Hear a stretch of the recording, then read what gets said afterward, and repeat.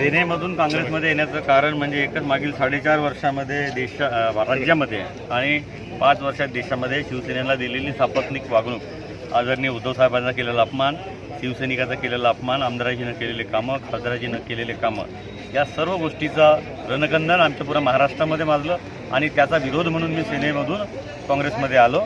माझा पक्षाशी काही विरोध नाही. काय असते आता समोरची भूमिका ही निवडणूक लढायची आणि निष्क्रिय खासदाराला आणि भाजपाला यांची जागा दाखवायची.